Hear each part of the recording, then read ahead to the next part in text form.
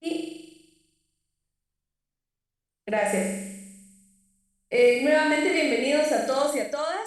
Gracias por estar presentes en este programa Diversidades, en donde estamos abordando distintos temas y hoy especialmente vamos a abordar el tema de coyuntura social después de haber pasado de unas elecciones que a todos nos ha dejado con miles de esperanzas y con muchos cuestionamientos también, a pesar de todo el sufrir del pueblo guatemalteco, pues hay una esperanza de fondo. Entonces hoy queremos hablar precisamente de eso.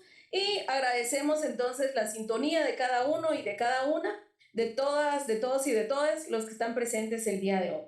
Sin más preámbulos, pues quiero presentar a la persona que nos va a estar acompañando. Es una invitada muy especial, compañera Maya Pocomán, que va a conversar con nosotros el día de hoy en esta pequeña entrevista para luego dar paso a la proyección de un documental que nos habla un poquito más del tema de hoy. Entonces, bienvenida, compañera Norma.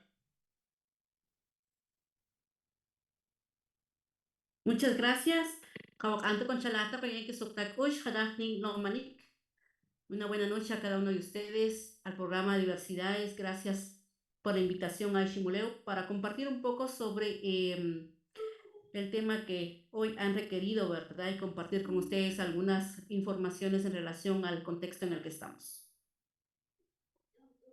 Muchísimas gracias, compañera Norma Sactic, una compañera Maya Pocomán, que también ha sido parte de varios esfuerzos y de varias luchas, especialmente desde la mujer indígena que vive en Guatemala y que muchas veces también somos víctimas de muchos procesos en los que no son defendidos nuestros derechos.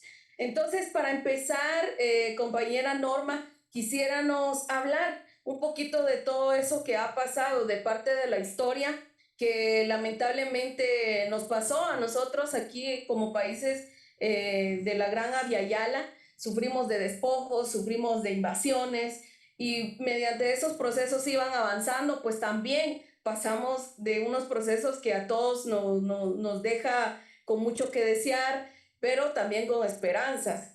Y uno de los procesos que nos deja con esperanzas es el tema de la revolución, es el tema de 1944 que nos lleva, que nos arrastra hasta el día de hoy, porque nos vemos inmersos en unas elecciones en las que no había, por más que elegir, que a la persona que era más idónea y que creemos que en algún momento pues va a hacer cambios, tal y como pasó en el gobierno del doctor Arévalo Bermejo. Entonces hoy vemos a su hijo que toma posesión, o bueno, en este caso, pues es el elegido para poder estar en la presidencia junto a Karin Herrera. Y pues es la gran pregunta, ¿qué va a pasar? Es la gran pregunta de que vemos que han pasado muchas cosas, que anteriormente pues se tuvo un gobierno de parte de su papá, un gobierno bastante bueno, un gobierno que dio muchas esperanzas al país, el primer gobierno de la primavera se le llamaba, porque era precisamente eso, abrir varios espacios principalmente al pueblo campesino, al pueblo indígena, abrir espacios a la lucha social también y sobre todo el satisfacer las necesidades básicas del pueblo. Entonces, ¿a qué nos enfrentamos? ¿Cómo vemos esta situación de esperanza para la población desde tu sentido académico, desde tu sentido, pues, cosmogónico también? ¿Cómo es que nosotras las mujeres sentimos que va a pasar este proceso o que está pasando este proceso de esperanza en el tema político del país? Bueno, muchas gracias. Creo que es importante como retroceder un poco, ¿verdad? Al año 1944. Guatemala ha tenido diferentes etapas de acuerdo al sistema político que se fundó, ¿verdad? Desde 1851. Sin embargo, sabemos que en el 44, pues no es el mismo contexto en el que estamos hoy, en el 2023.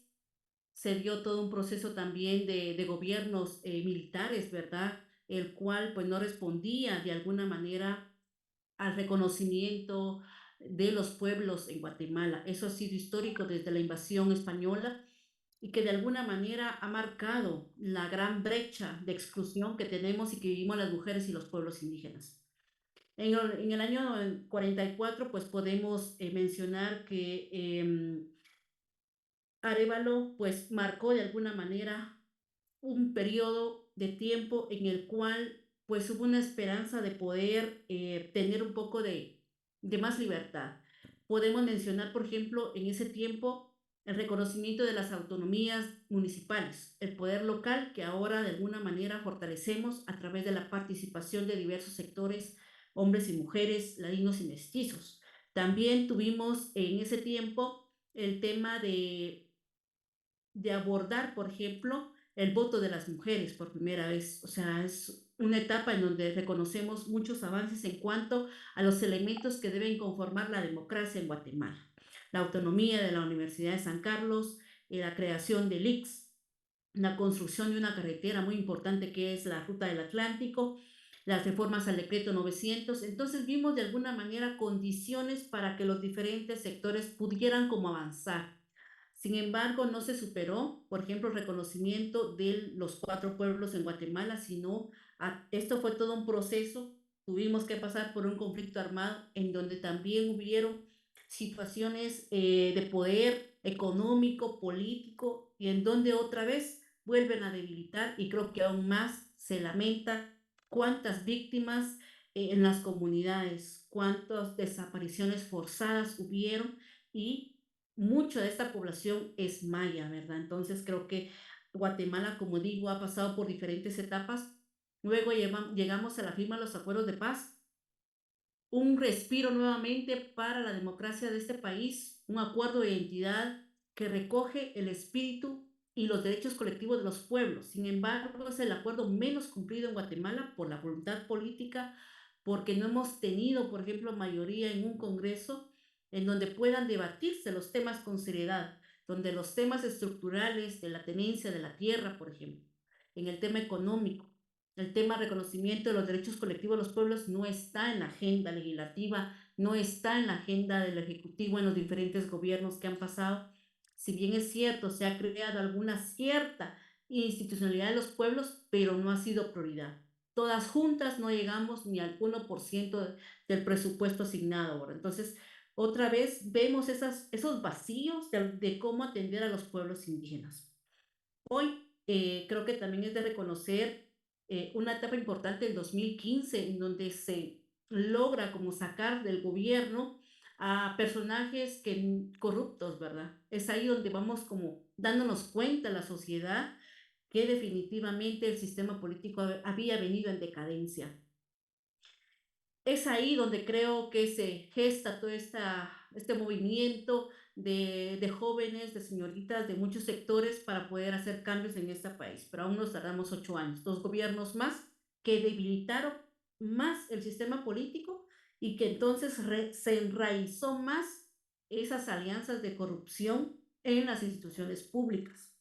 Eso hace que lleguemos a un proceso electoral incierto, complejo, en donde teníamos como el temor de volver a dejar un gobierno más de un pacto que no traía nada bueno. Sin embargo, la sorpresa fue tener dos partidos a la segunda vuelta que no esperábamos, ¿verdad? Entonces creo que tenemos la oportunidad, como tú dices, de un proceso de transición. Yo lo veo que van a ser 4 años de un proceso de transición que va a sentar las bases y la oportunidad de reconocer todas las luchas que se han hecho, desde las mujeres, los pueblos, los jóvenes, y que esperemos que esto se traduzca en voluntad política para que desde el Ejecutivo pueda darse política pública para los pueblos indígenas, para las mujeres y los jóvenes.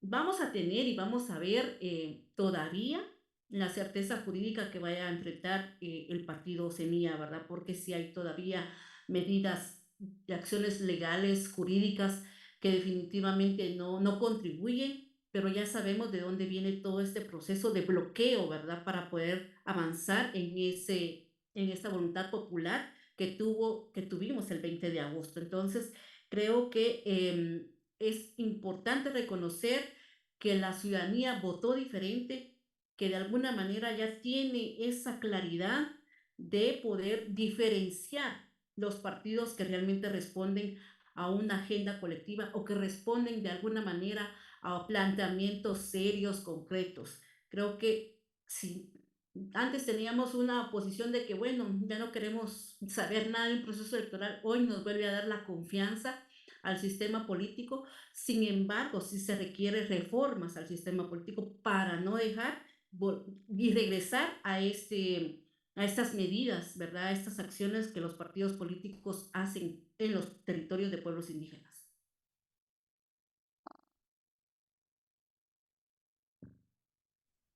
Hay algo muy importante que tú abordas, Norma, y es el tema de esa esperanza que se ha perdido durante todo este tiempo y toda esta época que se ha sufrido. O sea, si hablamos o marcamos el tema de la revolución, se había venido en procesos de dictaduras y muy fuertes, muy represivas, y luego tenemos esos 10 años de primavera con José Arevalo Bermejo, luego con Jacobo Arbenz, y otra vez volvemos a ese espacio en donde pasa todo esto horrible del genocidio, los procesos de despojo, los desplazamientos, o sea, han habido muchos procesos en la historia del país y esto sí claramente nos ha afectado principalmente a los pueblos indígenas, que somos mayoría en el país, que lamentablemente todavía seguimos siendo invisibilizados desde las agendas políticas, desde el mismo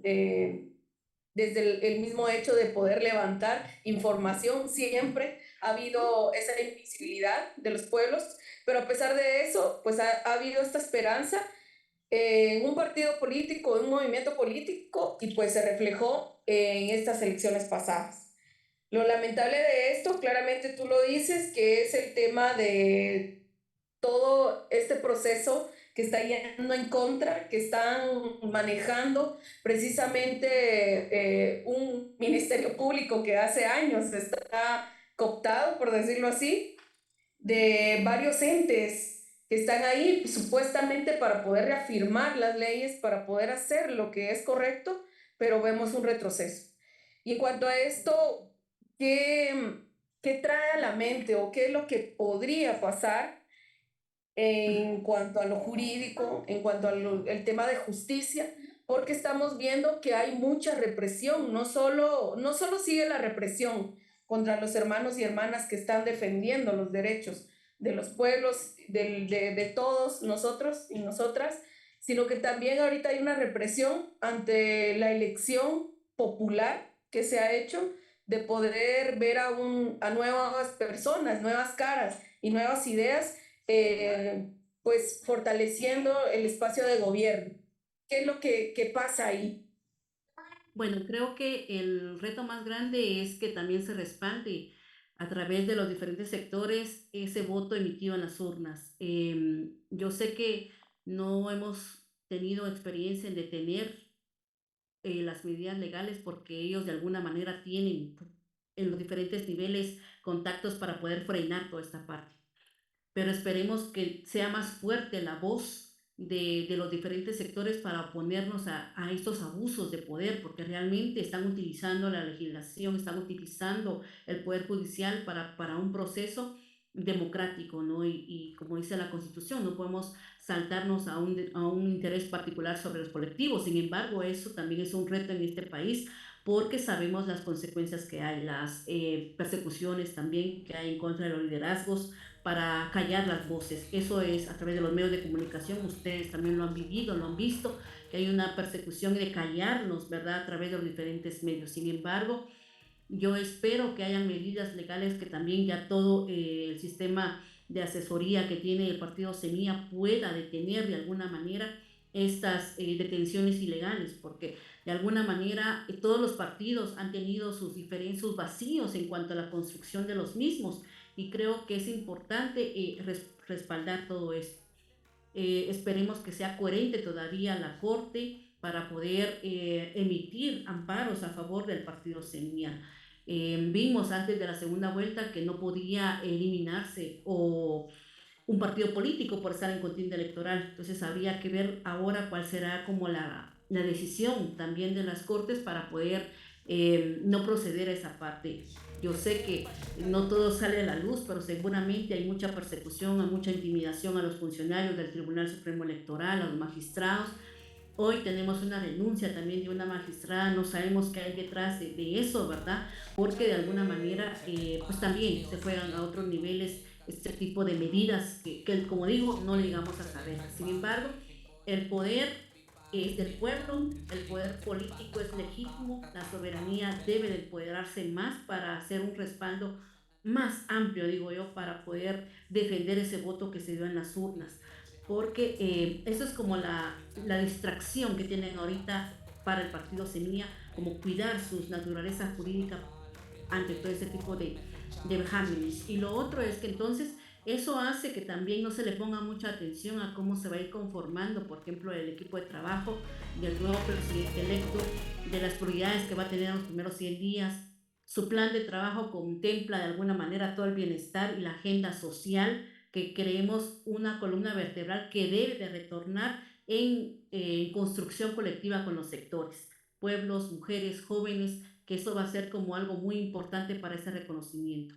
Sé que no va a ser fácil porque primero está eso, lo que digo, la defensa, lo jurídico, que se reafirme, en este caso que el tribunal declare las elecciones de lo que pasó el 20 de agosto y luego proceder a la toma de posición el 14 de enero.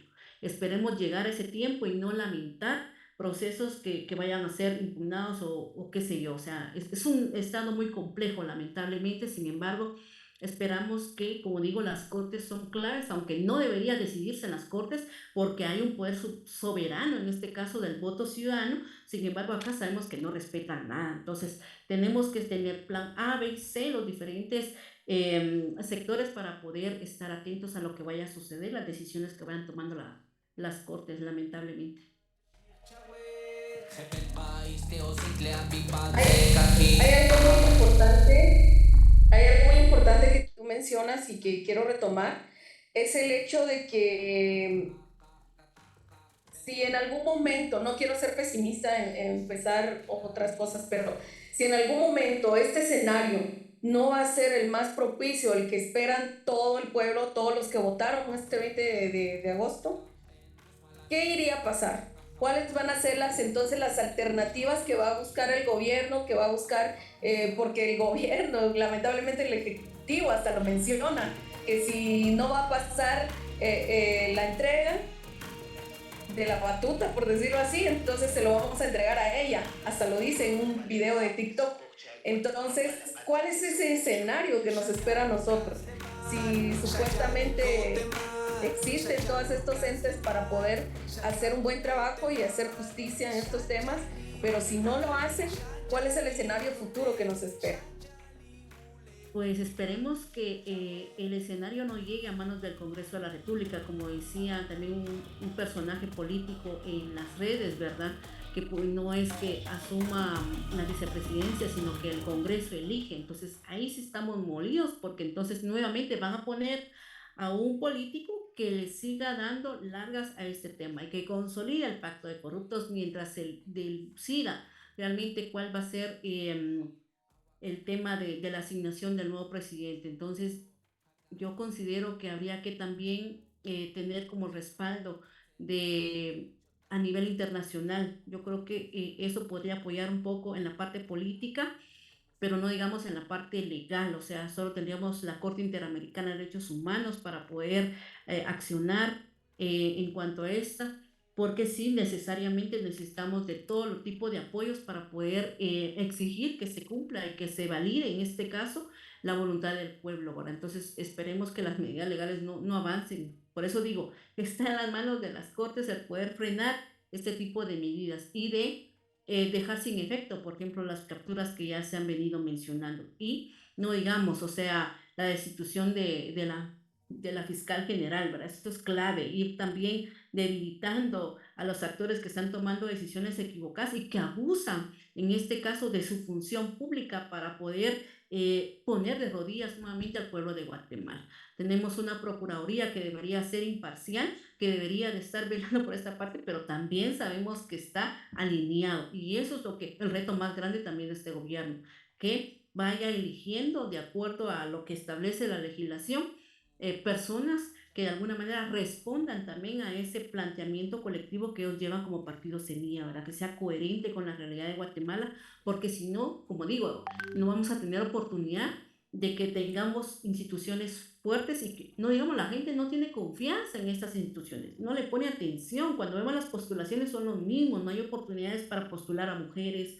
a pueblos, a jóvenes en esto, porque también la estrategia o la metodología de elección no coincide, sino que queda en manos también del Congreso de la República y ahí lamentablemente pues no tenemos como el peso, no tenemos la representación de pueblos como para hacer toda una alianza con Semilla, porque estamos debilitados en el tema de pueblos, en representación de un Congreso en donde se toman las decisiones finalmente. Eso de tener autonomía de los poderes del Estado queda en entredicho porque sí tenemos como mucha incidencia uno en el otro. Entonces, realmente es un reto muy grande para este partido y para este gobierno de Arevalo poder responder a una agenda social, a una agenda política, estratégica, porque como digo, van a tener tropiezos y solo va a ser a través de la respaldo legal que podamos avanzar o detener algunos procesos, ¿verdad?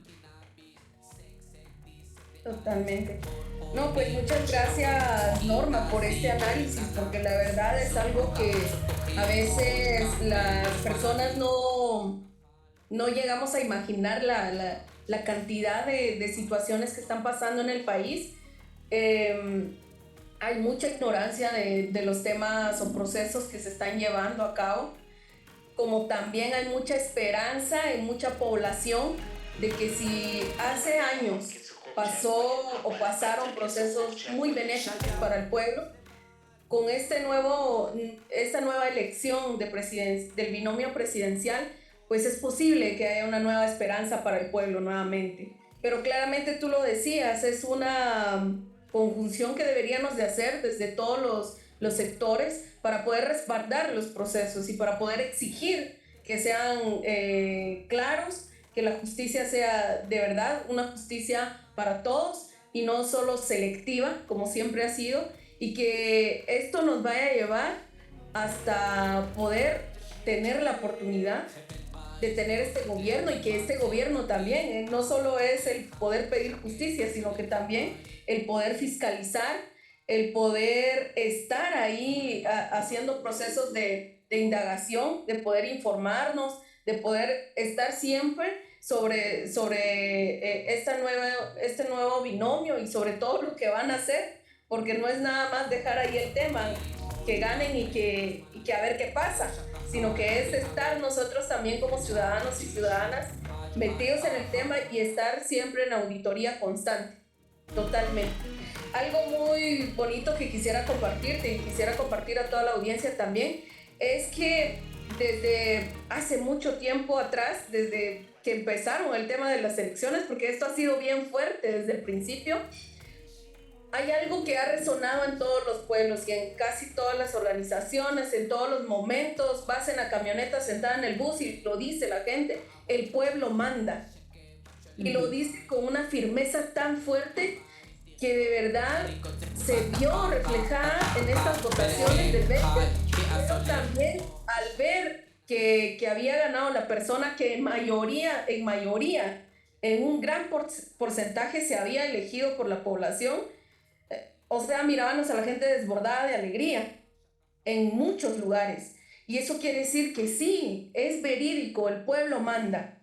Entonces el pueblo mismo es el que tiene toda la certeza y todo el apoyo, la energía de poder posicionarse y pedir y exigir que se hagan las cosas tal y como debieran de ser, para de verdad vivir bien, para estar en algo común y no estar pasando las limitaciones que estamos pasando como pueblo, como país. Entonces, ya para terminar esta pequeña entrevista, Norma, quisiéramos pues escuchar de ti un mensaje de esperanza, cuáles son las visiones ya más positivas que queremos, que vemos y que quisiéramos que pasen en nuestro país. Bueno, primero hay que reconocer que este va a ser un proceso de reconstrucción del Estado para convertirlo en una manera más eficiente y eficaz para el desarrollo. Es lo que hemos planteado en diferentes agendas, el cómo el gobierno, si vamos a seguir en ese sistema político, bueno, pero entonces que responda con políticas coherentes con la realidad. Eso es uno. Lo otro es que es importante reafirmar nuestra identidad como pueblos, como mujeres, como jóvenes desde los sectores, porque tenemos que cambiar las reglas del juego. Creo que el mayor reto es la reforma a la ley electoral y de partidos políticos, que permite de alguna manera que las planillas sean más representativas, que el rol de las mujeres pues puedan ser posicionadas en un espacio que garantice la toma de decisiones, que también esperamos, por ejemplo, un gabinete representativo para que entonces podamos responder, que haya coherencia entre el trabajo central con las municipalidades. Sé que ahí es un reto porque todavía hay muchos alcaldes elegidos por partidos de derecha y va a ser como también el talón de Aquiles para no responder a muchas realidades que tenemos en los territorios. Esperemos que se frenen todo el tema de la persecución a los liderazgos, la concesión de los recursos naturales, o sea, todo eso necesitamos que pare, que se deje de criminalizar los liderazgos, porque realmente es un trabajo que vale la pena seguir haciendo y no es justo que lo paguen con las vidas, que eso sí es muy importante en este gobierno, que pudieran prevenir todo ese tipo. Y no digamos los diferentes tipos de violencia y discriminación que hay todavía en algunos temas. Entonces creo que eso es lo que esperamos, a todos informarnos y emitir opiniones, actuar en colectivo para hacer una presión más fuerte. El llamado es para todos y todas, ahorita no es del partido CENIE, sino que es por un pueblo, es por un país, es por el reconocimiento pleno de los derechos de todos y todas. Entonces eso dejaría en el ambiente. Gracias. No, pues muchísimas gracias, querida hermana Norma. Gracias por aceptar esta invitación, porque es muy importante el poder escuchar desde todos los sectores, el sentir, el vivir, todo ese análisis que es necesario hacer llegar a las personas desde este medio que es TV Ishimuleo, el canal de los pueblos. No es en vano el eslogan, porque este es el espacio para poder lanzar nuestras voces y hacer que se escuche en más territorios, con más personas, y desde nuestros espacios pues hacer ese cambio social que necesitamos para nuestro país. Entonces, muchísimas gracias, querida compañera Norma, por acompañarnos el día de hoy. Esperamos en otro momento tener otra entrevista contigo para abordar otros temas que son igualmente de coyuntura, pero también son aportes, también hay temas que aportan a nuestra construcción del buen vivir. Entonces, muchísimas gracias, compañera Norma, y gracias también a todos los usuarios y usuarias que están siempre con nosotros en nuestras diferentes programaciones de TV Ishimuleo. El día de hoy estuvimos analizando en pocos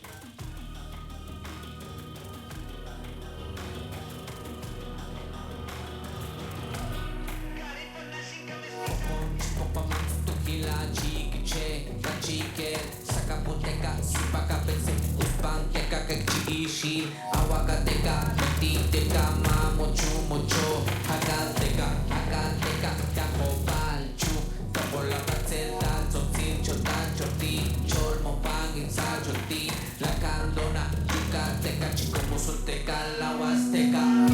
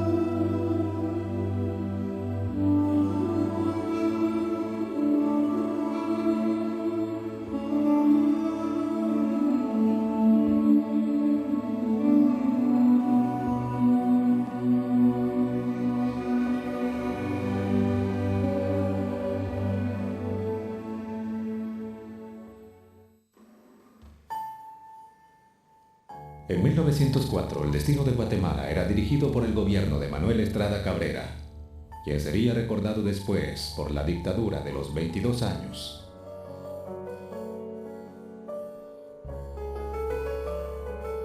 El 10 de septiembre de este mismo año, en Tacisco del departamento de Santa Rosa, la señora Elena Bermejo y el señor Mariano Arévalo tendrían la dicha de traer al mundo a un robusto bebé de ojos azules que lo llamarían Juan José Arévalo Bermejo, quien años más tarde sería recordado como el mejor presidente que haya tenido Guatemala. Las migraciones de Juan José y su familia entre Tacisco, Chiquimula y la ciudad capital fueron muy frecuentes y causadas por diversas razones. Es por eso que el alumno Arévalo tuvo que realizar sus estudios en diferentes establecimientos educativos, siendo así que en el año de 1922 recibe el título de maestro en la Escuela Central para Varones. El joven Arévalo, a pesar de ser solamente un estudiante, ya tenía un amplio sentido de la realidad de su país, aunque también de las injusticias que en el mundo ocurrían.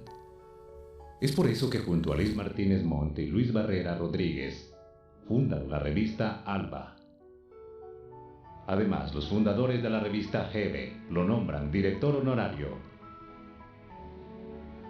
Durante 1923 y 1925 ocupó algunos cargos docentes en diversos establecimientos.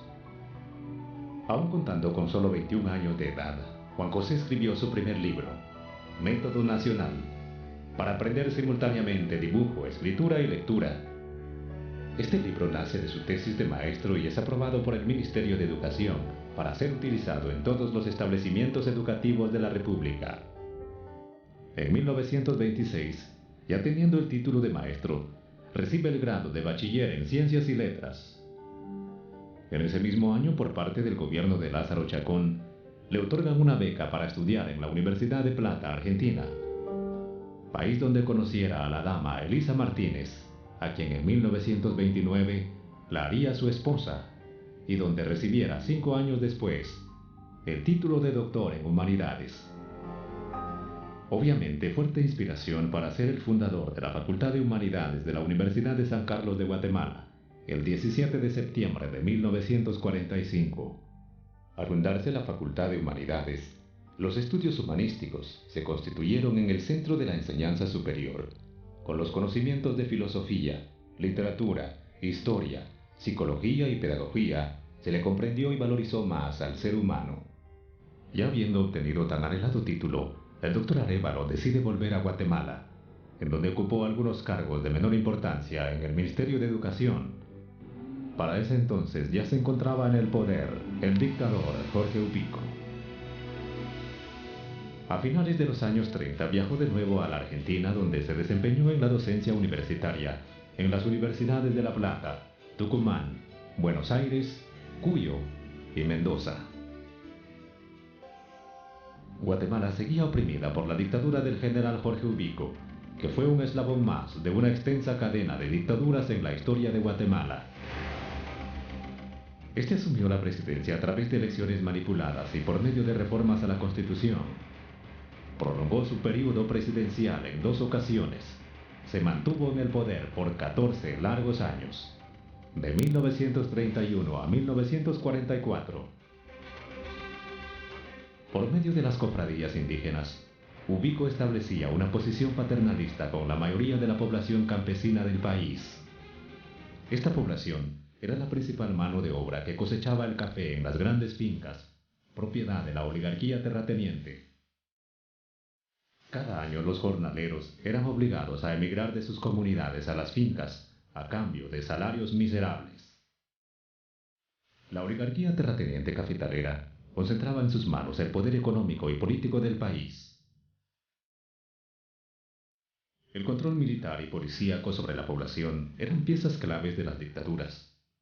El servicio en las milicias locales era obligatorio. El temor y la censura fueron comunes, y la organización sindical era prohibida.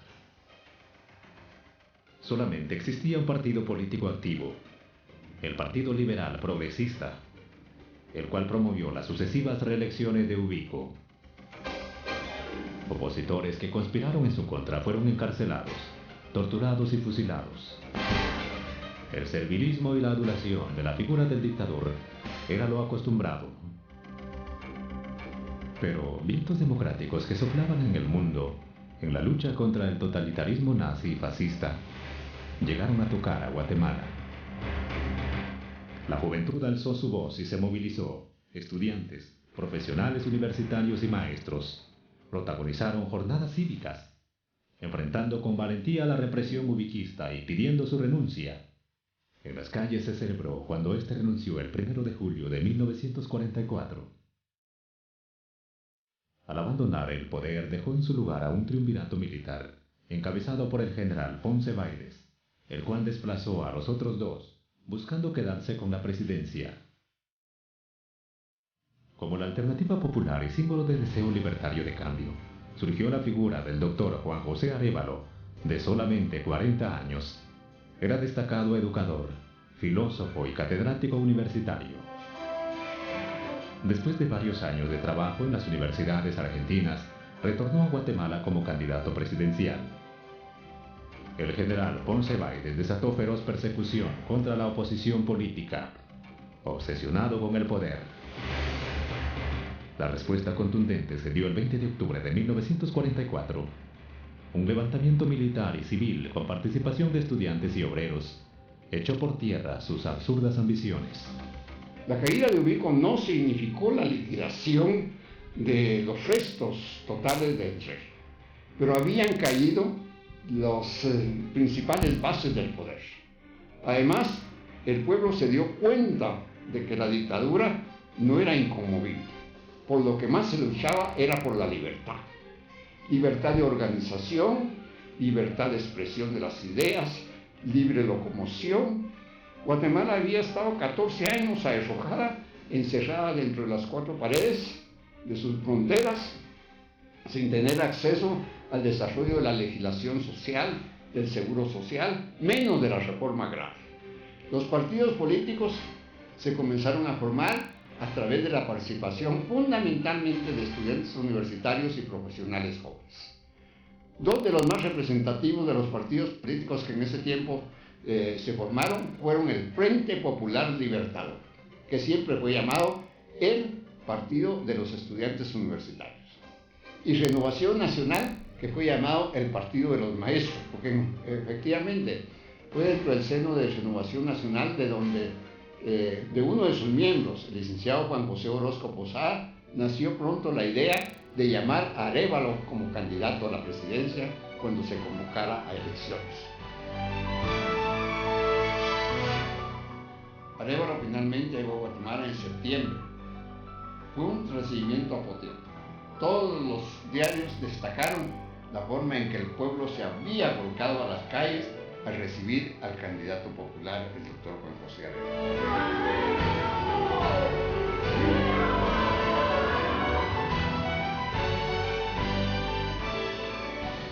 Después del derrocamiento de Ponce Bailes, la Junta Revolucionaria de Gobierno, integrada por el capitán Jacobo Arbenz Guzmán, el ciudadano Jorge Torriello Garrido y el mayor Francisco Javier Arana, toma el poder. Esta junta reajusta el organismo político y restaura la fe que los guatemaltecos ya habían perdido. Entonces convocan a elecciones generales para elegir a diputados, presidente y constituyentes para redactar la nueva constitución. En las elecciones de diciembre de 1944, Arévalo es electo presidente, con una mayoría del 85% de los votos.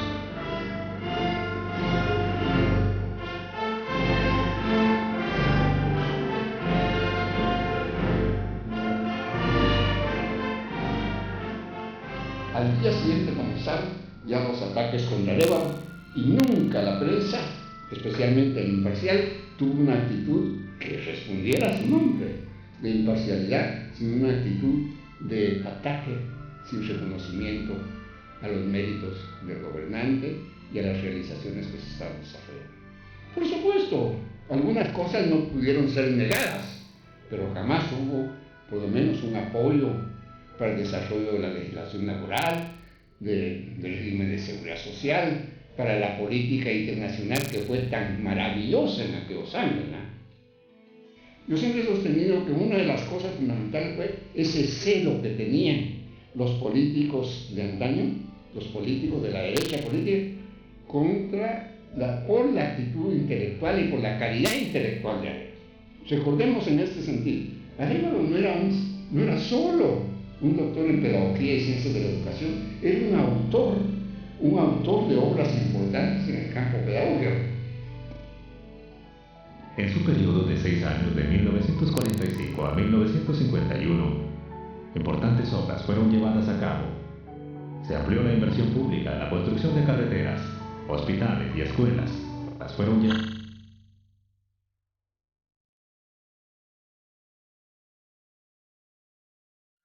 Después del estancamiento económico durante la dictadura ubiquista, se dio un crecimiento de la producción agrícola, comercio y la industria.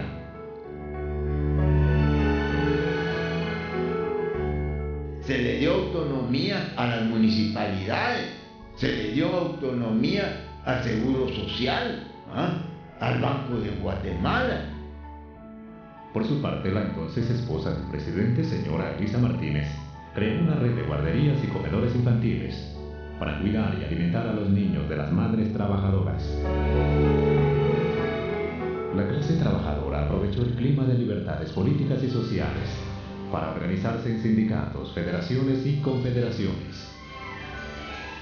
La emisión del Código de Trabajo fue una de las conquistas más importantes logradas por la clase trabajadora a través de su organización y movilización. Puesto en vigencia el 1 de mayo de 1947, fue celebrado con regocijo y entusiasmo por los trabajadores urbanos y rurales de Guatemala. En dicho código se reconocieron los derechos de huelga y sindicalización que habían sido suprimidos por la dictadura.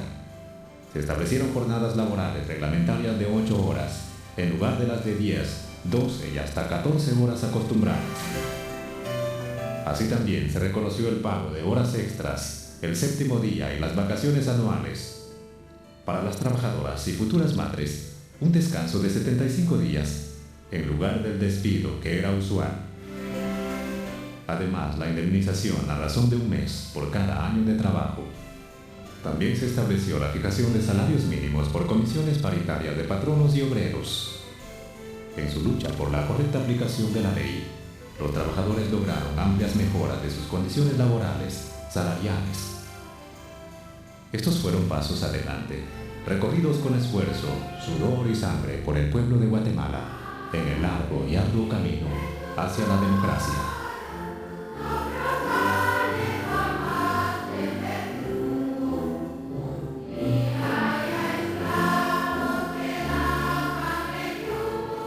Después de entregar la presidencia, viajó a distintos países por invitación de sus gobiernos y también porque su sucesor, el entonces presidente de Guatemala, Jacobo Arbenz Guzmán, lo designó embajador. Pero en 1954, al ser depuesto el presidente Arbenz, esta vez por el gobierno norteamericano, este dejó de ser embajador. Guatemala, que no había tenido ninguna experiencia de lucha sindical, porque que sepan los guatemaltecos que en tiempo de Ubico era tal el antisindicalismo que hasta salió una ley en la que estaba prohibido el uso de la palabra obrero, por ley, y en tiempos de valía el quetzal más que el dólar, valía 10 centavos más que el dólar. Pero las divisas, el dólar, solo lo podía manejar el Banco Central. Es decir, que los dólares que venían de las exportaciones de café y demás servían para el gasto social. Creó ese Banco Central cuya finalidad esencial era el fomento a la producción y la atención de las necesidades esenciales de la población. Y no satisfecho con eso, creó el Instituto de Fomento de la Producción. No lo entendió la oposición. 20 golpes de Estado que abortaron para un bombero demócrata. La Sinfónica Nacional se organizó en tiempo de él. Todos los músicos estaban felices, maestro Archila. Y aquella sinfónica iba a los colegios, a las escuelas públicas y en todas partes, enseñando qué eran los instrumentos, cómo se colocaban en una orquesta, cuál era la función, qué era la partitura, qué era esto, qué era lo otro. Es mucho más que una conversación común y corriente. Puede ser en voz alta, en susurro o en...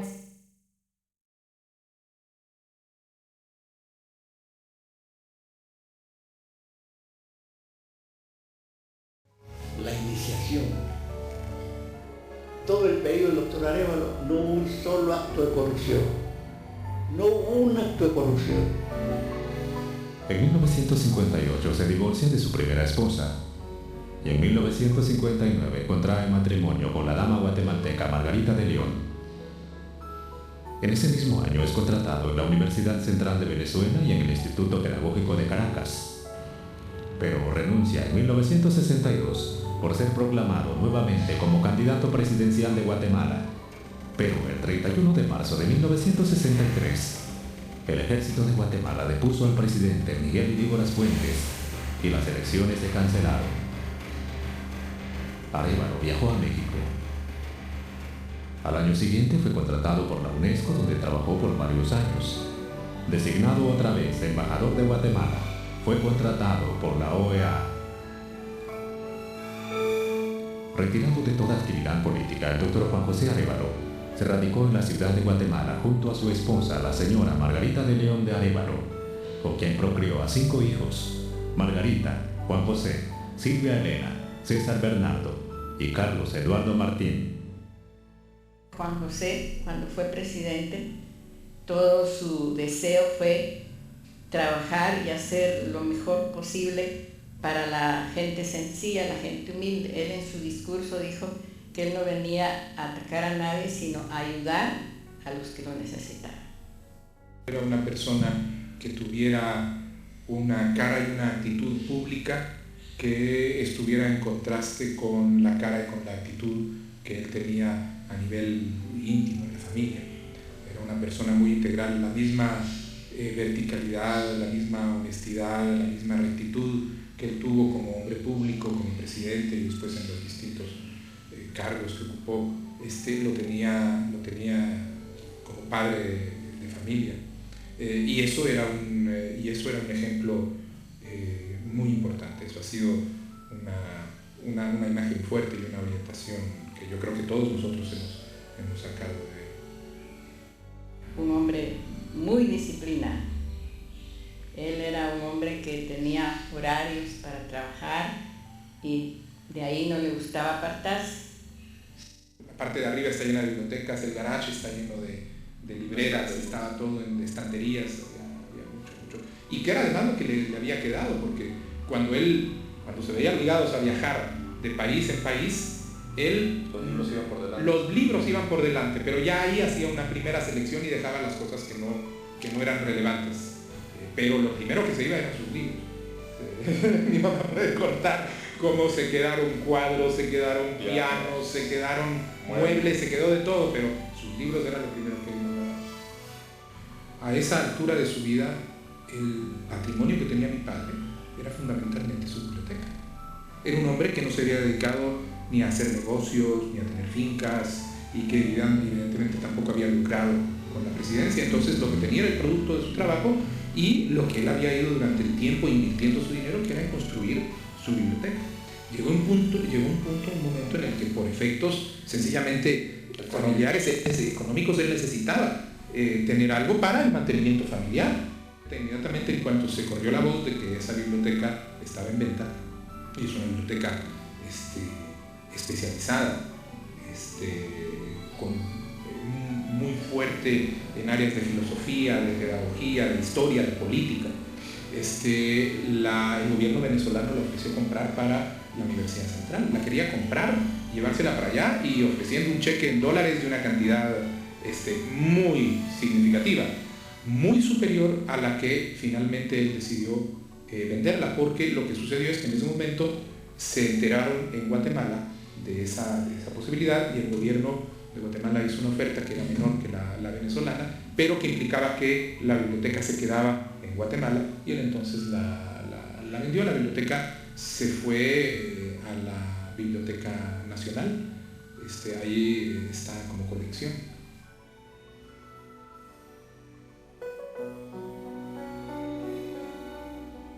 Y cuando falleció mi padre yo estaba afuera, yo estaba de hecho en Estados Unidos. Y lo que me quedó después fue un sentimiento de no haber podido platicar ya en otros términos con él. Digamos que en el momento en que yo ya estaba listo para hacer preguntas un poco más serias o para hacer comparaciones sobre vivencias ya un poco diferentes totalmente de lo que era la adolescencia, que aparte de la comunicación era muy difícil, no estaba con otro pensamiento, en otras cosas, pero ya en ese momento, digamos, en que pude haber estado listo, se fue. Finalmente, realiza su último viaje el 7 de octubre de 1990. Ahora hacia la eternidad. Un viaje sin retorno. Sus restos descansan en paz en su natal, Taxisco.